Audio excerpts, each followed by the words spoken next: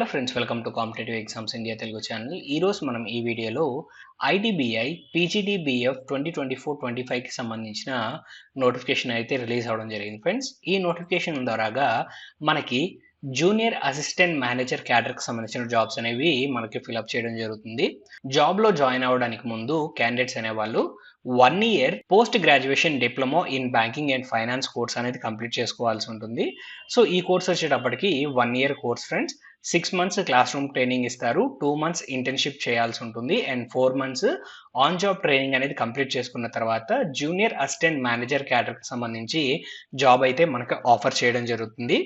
ఈ కోర్సు మనమైతే Manipal global education service private limited ద్వారాగా మనమైతే కంప్లీట్ చేసుకోవాల్సి ఉంటుంది. సో వీటికి సంబంధించిన డీటెయిల్స్ కూడా నేను ఫర్దర్గా అయితే మీకు చెప్తాను.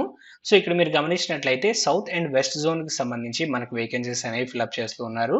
సో మనకి హైదరాబాద్ జోన్కి సంబంధించి తెలంగాణ అండ్ ఏపీ క్యాండిడేట్స్కి ఇక్కడ అప్లై చేసుకోవడానికి అవకాశం కల్పించారు.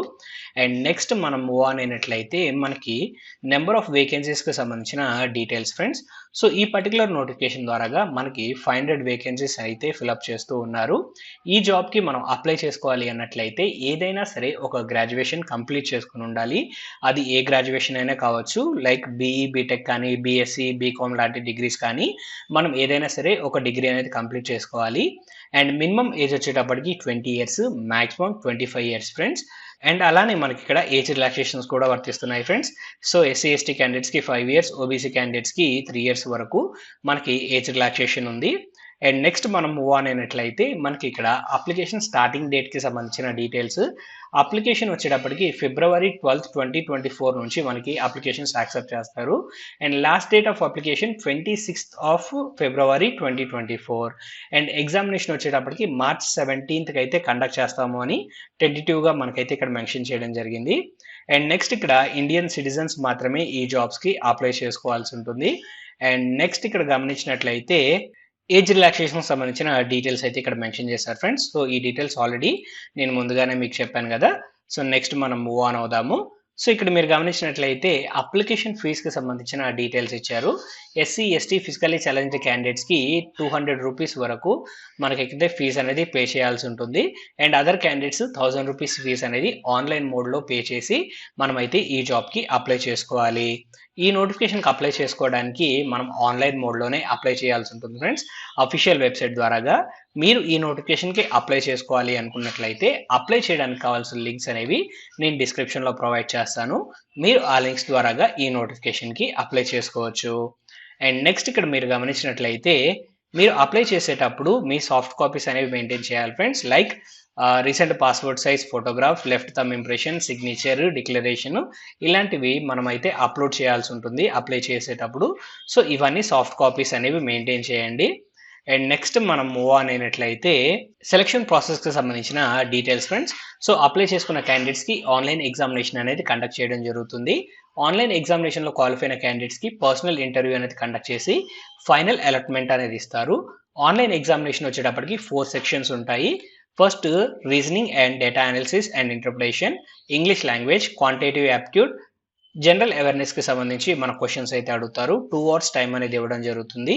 అండ్ అలానే మనకి ఇక్కడ 1/4 నెగిటివ్ మార్కింగ్ అనేది ఉంది ఫ్రెండ్స్, ఈ పాయింట్ గమనించాలి.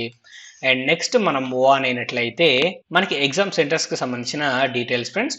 సో మనకి ఏపీ అండ్ తెలంగాణలో మనకి ఆల్ ఓవర్ స్టేట్స్లో మనకైతే మన ఎగ్జామ్ సెంటర్స్ అనేవి ప్రొవైడ్ చేయడం జరిగింది.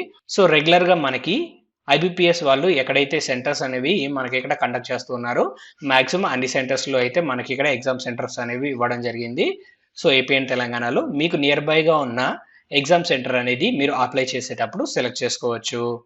అండ్ నెక్స్ట్ మనం మూవ్ ఆన్ అయినట్లయితే ప్రోగ్రామ్ ఫీజ్కి సంబంధించిన డీటెయిల్స్ ఫ్రెండ్స్. 1 year మనము మన కోర్స్ కంప్లీట్ చేసుకోవాలని మాట్లాడుకున్నాం కదా. సో ఆ కోర్స్కి సంబంధించి 3 lakhs రూపీస్ అనేవి మనం అయితే పే చేసి మనము కోర్స్ కంప్లీట్ చేయాల్సి ఉంటుంది.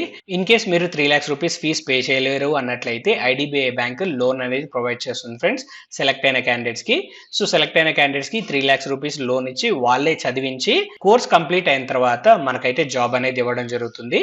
సో వాటికి సంబంధించి కూడా మనకి లోన్ ప్రాసెసింగ్కి సంబంధించి అంతా ఐడిబిఐ బ్యాంక్ అనేది మనకైతే చూసుకోవడం జరుగుతుంది ఫ్రెండ్స్.